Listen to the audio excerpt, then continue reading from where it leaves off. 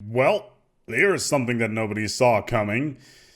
Stellaris, which is a game that obviously we've done a little bit of coverage on in the past, has a new destination. And I don't mean just the stars in this particular scenario. No, the game is going to be released on a new platform, away from PC, away from the master race, so to speak, the PC master race in this particular case. No, Stellaris is coming to console.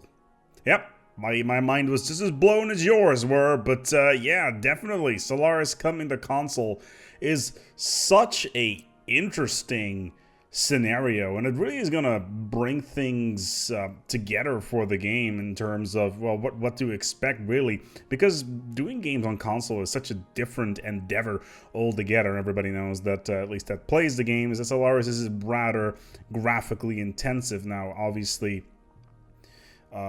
because all consoles are the same, they can build the game in such a way that everything, it works exactly the same, so you don't really need to work with a wide array of systems. So performance should be a lot better.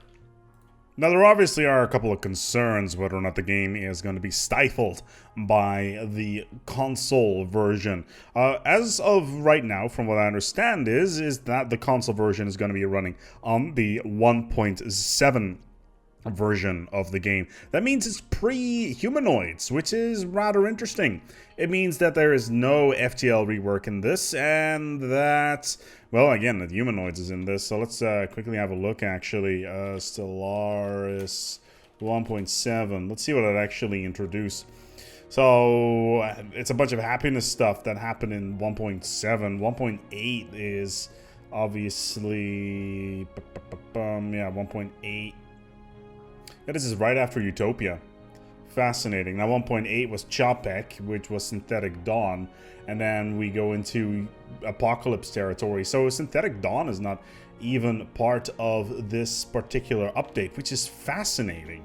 That means there were not going to be any robots in this particular version of the game. And on top of that, considering the planetary differences are coming in, well, 2.2 very soon, I really wonder how this is going to be handled on the console, because obviously 1.7 or does not really have all of this stuff. So it's really interesting to see how the verification process over at the various console developers is going to work, because, well, let's put it this way, it takes a while to get stuff approved with the big boys, so to speak, at least on the console side. So that's something that's really curious. But in the meantime, I welcome our new console friends, and I'm really looking forward to see how this game is going to develop. It's being developed by a separate studio, according to Wiz, which is kind of cool. So no detractions from the main product team. They're still going to badger along with 2.2 in the near future.